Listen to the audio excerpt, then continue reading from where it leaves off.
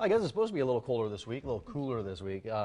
More 90 degrees last week, some of the mid-90s. That was a little hot last week. That's right. Imagine not having air conditioning in your car right now. No, thank you. It's a reality for one of our viewers who wrote in, sort of saying to Peter, now what? What am I supposed to do? Yeah, Peter Fink from Certified Transmission joins us this morning. Good to see you, Peter. Nice to have you here. Always looking forward to the questions. You know, We got some good ones for you. Good. Let's start with the first one, that air conditioner question. This question comes from, who is this guy? John? John, not only is the air conditioner in my 2004 RAV4 not working, it's actually blowing hot air. What do you think the problem might be? It's a double whammy. It sure is, okay, without a doubt. But that's pretty typical. If your air conditioner isn't working and you put it on and you turn it on, okay, usually it will blow hot air out, okay, and stuff. The reason is picking up the hot air from under the hood, okay, and if it isn't cooled down, it's actually going to be hotter than if you just have the windows down, okay, and stuff. A couple things you need to check. Most likely we're probably low on Freon. To see if it's possibly that, what I do is turn the air conditioner on, pop the hood, and see if the air conditioning compressor, if the front of it is turning or not, okay? If it's turning, then we got a problem with the blend doors inside underneath the dash, okay? Or the switching it from heat to cold or something like that.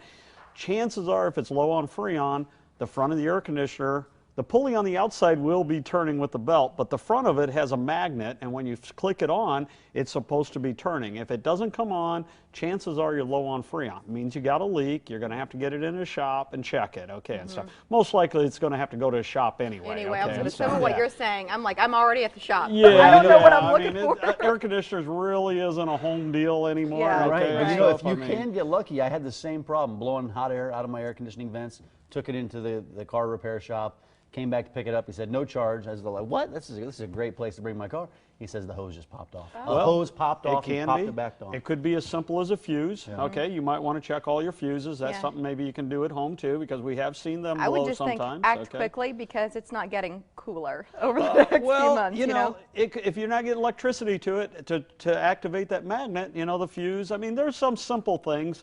Usually it's not, and stuff, but I mean, you know, there are a few things, okay? All right. Well, keep John, your fingers crossed. Good luck to you, John. We hope that helps. Up next, Nancy, who says, I've been seeing a lot about E85 gas lately. Can I use it in my car? How is it different than the ethanol blend that's on most pumps? And I guess this is not an uncommon question.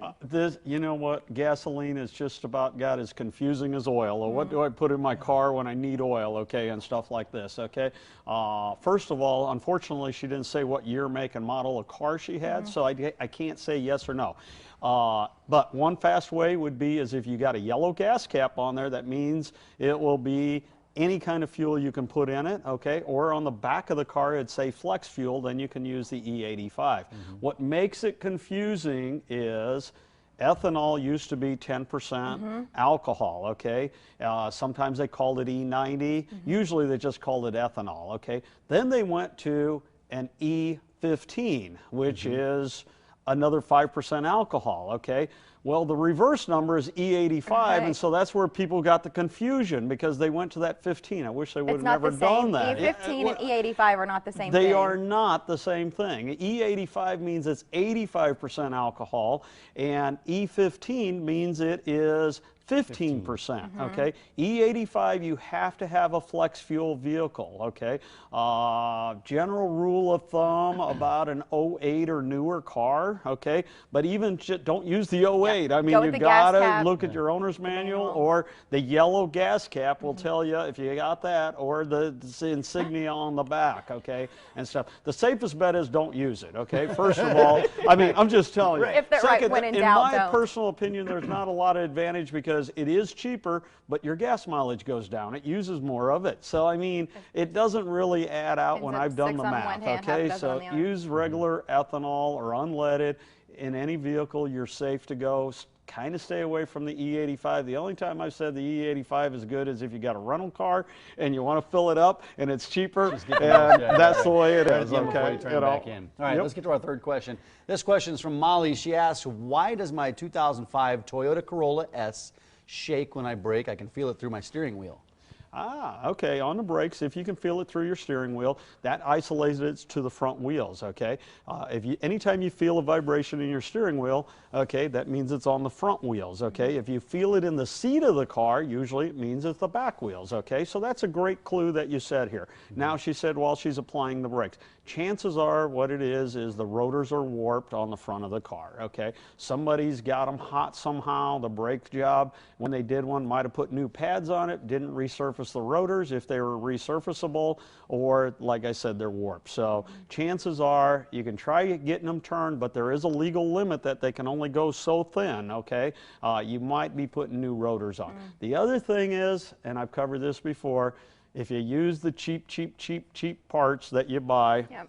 that are made in China, and I'm not trying to pick on China or India or any of this stuff, but I mean, you buy the rotors at some of the parts stores for 20 bucks and put them on, they don't last. I've tried them, they don't work, okay? Usually you got to get a good used one from a salvage yard, or you buy a good one from the dealer, okay? Now they're 3, 4, 5 times the price, but otherwise you get this right back after you put them on 5,000 miles and you wasted your money. If you have any questions about your car, certified transmission, well, they specialize in transmissions, and they'll take a look at your car for free. You can make appointments if it is transmission related online. And Peter, we appreciate you being here as always. Great time. I always look forward to the questions. So. Yeah, we got them all in today. There you Thanks, go. Peter. Good Send deal.